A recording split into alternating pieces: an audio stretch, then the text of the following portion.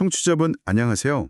혹시 밤에 어깨가 너무 아파서 진짜 막 잠 못 이루고 뒤척이신 경험 있으신가요? 네, 그런 분들 꽤 있으시죠? 오늘 저희가 다룰 주제가 바로 그 원인 중 하나일 수 있는 회전근개 석회화 건염입니다.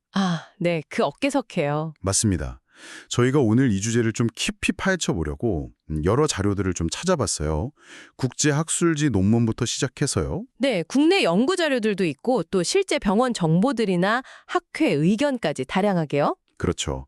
그래서 이번 시간에는 이 석회화 건염이 도대체 뭔지, 그리고 왜 생기는지 아직 확실하진 않다지만요. 네, 가설들이 좀 있죠. 얼마나 흔하고 또 치료는 어떻게 하는지 좀 단계별로 알아보려고 합니다. 자, 그럼 한번 시작해 볼까요? 네, 좋습니다. 우선 이 석회화 건염, 이게 정확히 뭐죠? 쉽게 말하면요. 어깨를 감싸는 힘줄, 그 회전근개라고 하죠. 네네. 그 힘줄 안에 칼슘 결청이 쌓이는 거예요. 돌처럼요. 돌 같은 게요? 네. 힘줄 안에? 네, 주로 이제 팔을 위로 들 때 쓰는 극상근이라는 힘줄에 잘 생기고요. 보통 중년층, 그리고 여성분들한테 조금 더 흔하다고는 알려져 있습니다. 근데 신기한 게 이게 있어도 아무렇지도 않은 분들이 많다면서요. 맞아요. 그게 참 특징적이죠. 증상이 전혀 없어서 그냥 모르고 지내시다가 엑스레이 찍거나 초음파 보다가 우연히 발견되는 경우가 진짜 흔해요. 근데 또 반대로 어떤 분들은 정말 너무 아파서 막 팔이 빠질 것 같다고. 네. 응급실까지 가시죠. 밤에 갑자기 극심한 통증이 와서요. 이게 여러 자료에서 다 공통적으로 나오는 얘기예요. 그럼 도대체 왜 이렇게 아픈 건가요? 원인이 뭔가요? 그 원인은요, 사실 딱 이거다 하고 밝혀진 건 아직 없어요. 여러 가설들이 있는데, 가설이요? 네, 대표적인 게 그 어토 후프라는 분이 말한 단계 이론인데요. 석회가 생겼다가 좀 유지되다가 어느 순간 막 녹아서 흡수되는 단계를 거친다는 거예요. 녹아서 흡수돼요? 저절로요? 네, 근데 중요한 건 바로 그 녹아서 흡수되는 단계, 흡수기라고 부르는데 이때 염증 반응이 제일 세게 일어나면서 통증이 가장 심해진다는 거죠. 아니, 녹으면 좋은 거 아닌가요? 근데 왜 그때 제일 아프죠? 아이러니하죠. 몸이 스스로 그걸 해결하려고 막 염증 세포들이 모여들고 하면서 그 과정에서 통증이 극심해지는 거예요. 그렇군요. 다른 원인 같은 건 없나요? 다른 가설들도 있어요. 힘줄 자체가 좀 나이 들면서 약해지거나 혈액순환이 잘 안 되거나 작은 손상들이 쌓여서 그럴 수도 있다. 이런 퇴행성 변화 이야기도 있고요. 노화나 손상 문제. 네, 또 비정상적인 염증 반응 때문이다. 혹은 국내 자료들 보면 손상된 힘줄에 산소가 부족하거나 압력이 높아져서 그렇다. 이런 말도 있고요.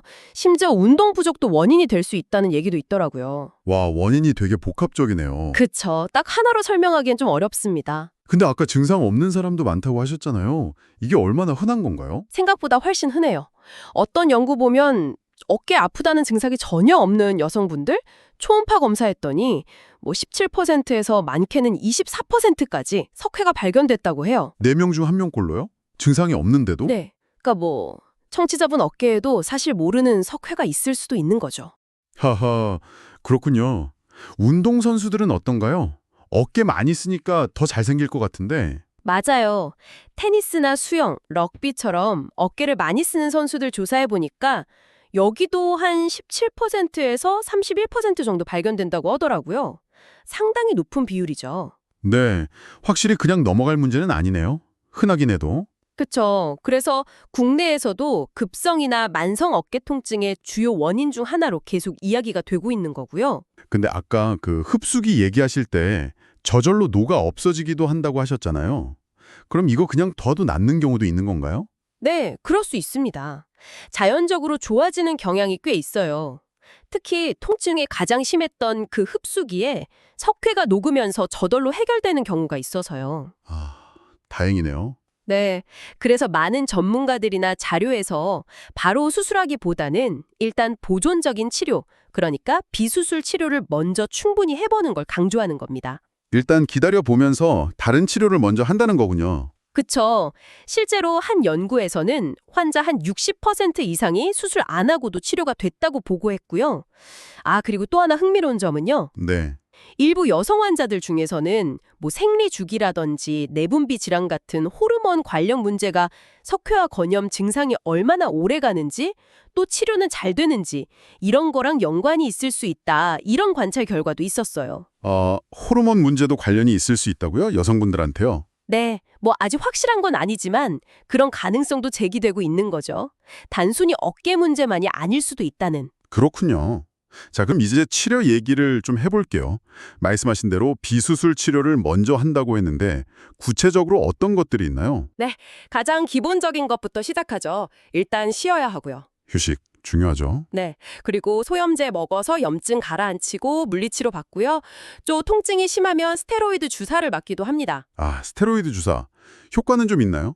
단기적으로는 효과가 꽤 좋은 편이에요. 근데 이제 장기적으로 봤을 때는 효과가 좀 떨어질 수도 있고 또 너무 자주 맞는 건 좋지 않죠. 그렇군요. 운동 같은 것도 도움이 되나요? 네, 스트레칭 꾸준히 해주는 거 중요하고요. 그 팔 늘어뜨려서 시계치처럼 흔드는 운동, 코이드만 운동이라고 하는데 그것도 도움이 된다고 알려져 있어요. 그 진자 운동이요? 네네. 이런 보존적 치료로 초기에 한 60에서 80% 정도는 좋아진다고 보고되는데, 근데 시간이 지나거나 뭐 석회가 너무 크거나 양쪽 어깨에 다 있거나 하면 좀 효과가 떨어질 수도 있습니다. 그럼 이런 기본적인 치료로도 안 되면 다음 단계는 뭔가요? 그때 이제 고려하는 게 체외 충격파 치료라고 있어요. ESWT라고 부르는데요. 충격파 치료요. 들어본 것 같아요. 네, 몸 밖에서 충격파를 쏴서 그 석회를 깨뜨리고 흡수를 도와주는 원리예요. 이게 꽤 강력한 비침습적 치료법입니다. 비침습적이라는 건 몸에 칼을 안 댄다는 거죠. 그렇죠. 그냥 피부 밖에서 하는 거니까요. 근데 이게 종류가 좀 나뉘는데 에너지를 한 곳에 모아서 쏘는 집중형이 있고 좀 넓게 퍼지는 방사형이 있어요. 집중형이랑 방사형? 뭐가 다른데요? 집중형이 에너지가 훨씬 세서 석회 제거 효과가 더 높다고 알려져 있습니다. 어떤 연구에서는 막 80% 이상 흡수율을 보인다고도 하고요. 꽤 높네요. 네. 그래서 수술이랑 효과는 비슷한데 회복도 빠르고 비용 부담도 적다는 장점이 있죠. 국내 연구에서는 다른 시술이랑 같이 했더니 더 효과가 좋았다는 결과도 있고요. 다른 시술이라면 어떤 거요? 그게 이제 다음 단계 치료법인데요. 초음파 유도화 바늘 시술이라는 게 있어요. 바늘 시술. 이름이 좀 무서운데요? 허허. 근데 이것도 최소 침습이에요. 그러니까 아주 작은 상처만 내는 거죠. 초음파 화면으로 석회 위치를 직접 보면서요. 보여서 하는군요. 네. 바늘로 그 석회를 잘게 부수거나 아니면 생리식염수 같은 걸로 씻어내거나 심지어는 좀 빨아내기도 해요. 이걸 바보타지라고도 부릅니다. 바보타지요?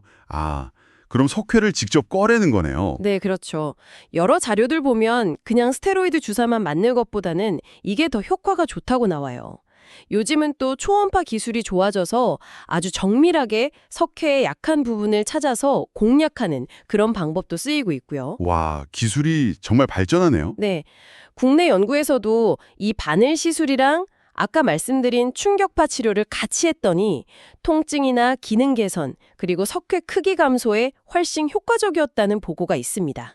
병행 치료가 효과가 좋군요. 네, 시나리 효과가 있는 거죠. 자, 그런데 이렇게 바늘 시술까지 했는데도 계속 아프면 그럼 이제 정말 수술밖에 없는 건가요? 네, 보통 이런 비수술적인 치료를 한 6개월 정도 충분히 해봤는데도 계속 통증이 심하거나 아니면 석회가 너무 커서 막 어깨 움직일 때마다 걸리거나 하면 그때는 이제 수술을 고려하게 됩니다. 수술은 어떻게 하는 건데요? 요즘은 대부분 관절경 수술을 해요. 어깨에 작은 구멍 몇 개만 뚫고 내시경 카메라랑 수술 도구를 넣어서 직접 보면서 석회를 제거하는 거죠.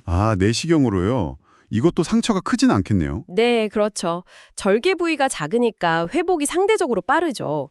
수술 과정은 일단 내시경으로 석회 위치를 정확히 확인하고요. 필요하면 뭐 바늘이나 다른 장비로 위치를 잡기도 하고요. 네. 그 다음에 이제 힘줄을 살짝 열어서 안에 있는 석회를 짜내거나 긁어내거나 아니면 기구로 좀 깎아내기도 하고요. 방법은 조금씩 다를 수 있어요. 석회를 그냥 다 제거하는 거군요. 네, 그게 목표죠. 근데 사실 의사들 사이에서도 약간 논의가 되는 부분들이 있어요. 어떤 눈이요? 예를 들면 석회 제거하면서 어깨 위쪽 뼈, 견봉이라고 하는데 거기를 좀 다듬어서 공간을 넓혀주는 견봉 성형술을 꼭 같이 해야 하냐 마냐. 또 석회를 완전히 싹 다 긁어내야 하냐 아니면 어느 정도만 제거해도 되냐. 그리고 석회 제거하고 나서 힘줄에 구멍이 남으면 그걸 꼭 꿰매야 하냐 마냐.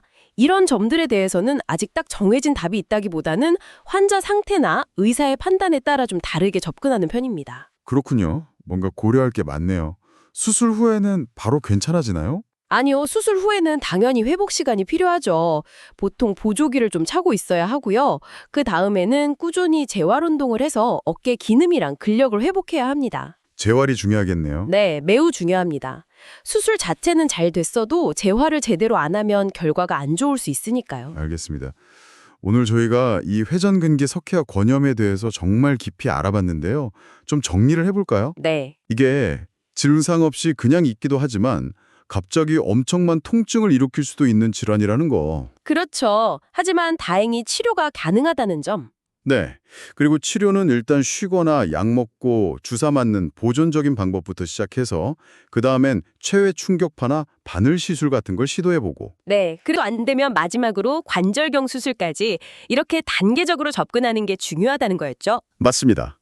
이런 단계적 접근법을 기억하시면 좋을 것 같습니다. 네. 그리고 마지막으로 청취자분들께 생각해 볼 만한 질문을 하나 던져드리고 싶은데요. 오, 어떤 질문인가요? 아까 일부 여성 환자분들한테서 호르몬 요인이랑 관련성이 관찰됐다는 연구 잠깐 얘기했잖아요. 네네. 지금은 치료가 주로 어깨에 생긴 그 석회 덩어리를 제거하는 이런 국소적인 접근이 대부분인데 만약 앞으로 이런 호르몬 같은 전신적인 요인에 대한 연구가 더 깊이 이루어진다면 어떨까요? 아, 전신적인 요인이요? 네, 단순히 석회만 고는 게 아니라 몸 전체의 상태가 어떻게 석회 발생에 영향을 미치는지 밝혀낸다면 어쩌면 이 석회화 건염의 근본적인 원인을 이해하고 나아가서는 새로운 예방이나 치료 전략을 개발하는 실마리가 될 수도 있지 않을까 하는 생각입니다. 와, 정말 흥미로운 관점이네요. 국소적인 치료를 넘어서는 접근이라 생각해 볼 만한 죄문인 것 같습니다.